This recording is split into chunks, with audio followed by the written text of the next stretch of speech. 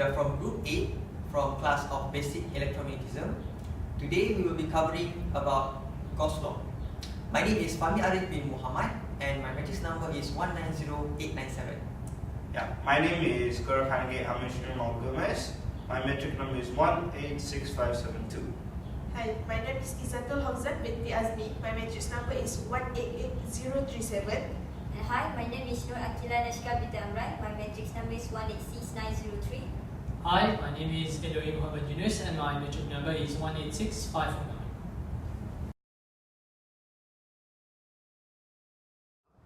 Gauss Law have divided into three categories to define it, which is magnetism, electric field, and gravity. Gauss Law for magnetism, also called as absence of free magnetic poles. The idea was originated in 1269 by Petrus Peregrinus de Maricourt. He was influenced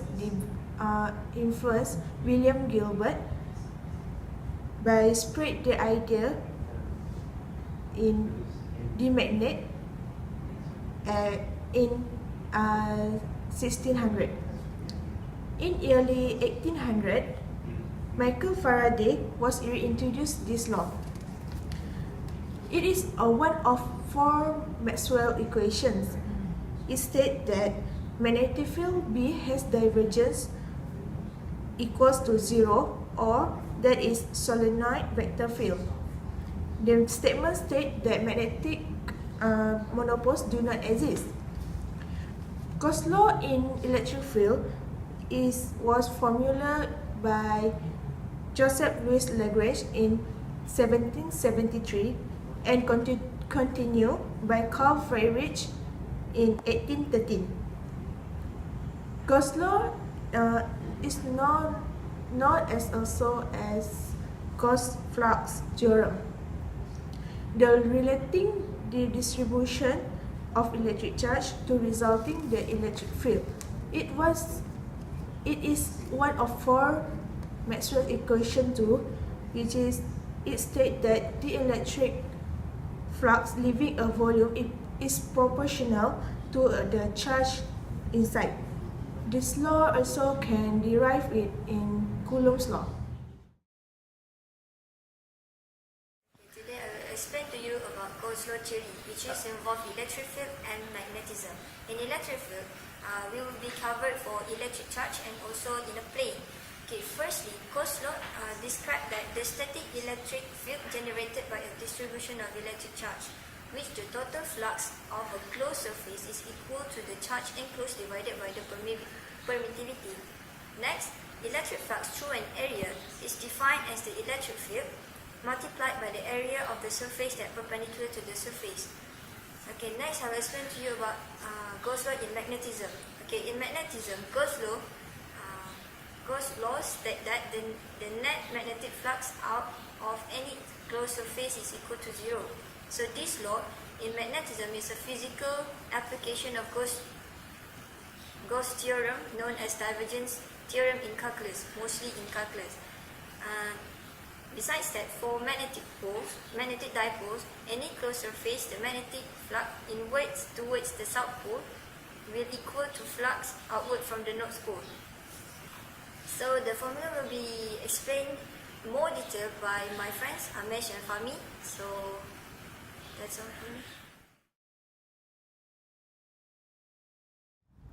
Hi, so now I will explain about the derivation of electric flux.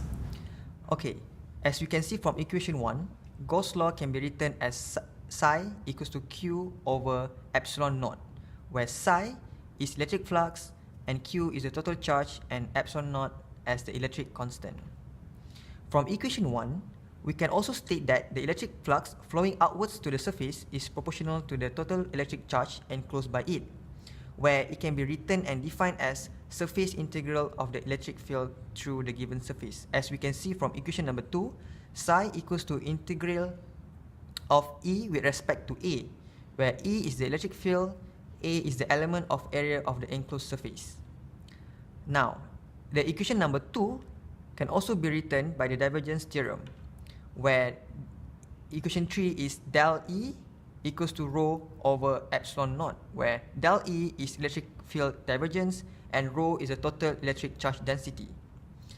Hence, substituting equation 2 into 3, you will get equation number 4, where psi equals to integral of rho over epsilon naught with respect to V. Now, solving equation number 4 will give you back equation number 1, which is psi equals to Q over epsilon naught.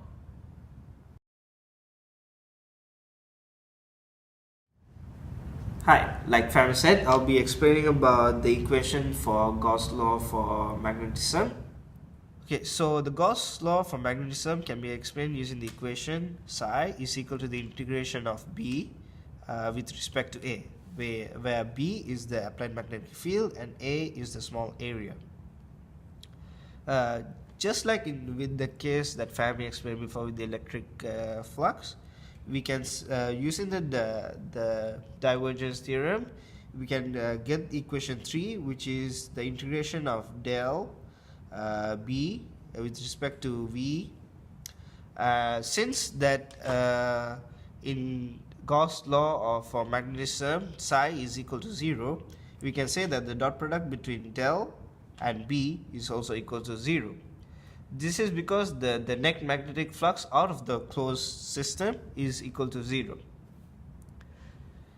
So this explanation can be best explained by using the concept of dipole magnet, where the magnet that has a north pole and south pole, and the strength of the north pole is equal to the strength of the south pole, which means saying that the magnetic monopole, meaning the solitary north or south pole, does not exist, because for every positive magnetic pole there must be equal amount of negative magnetic poles.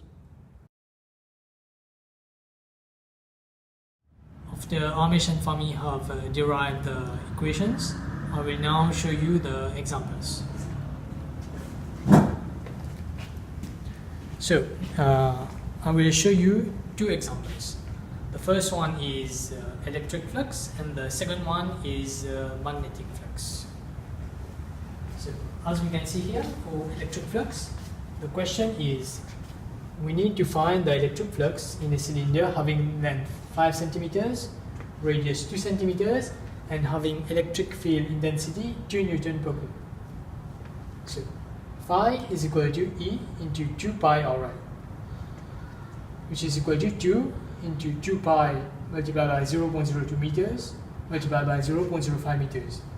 And the final answer is 0.0125 Newton meter square per Coulomb. Now we will see the second example. This one is for magnetic flux. In this question, we need to calculate the flux of a free Tesla uniform magnetic field through the circular loop of radius 0.2 meters with free turns of 1. For this one, psi b is equal to integral of b with respect to e, which is equal to ba cos theta.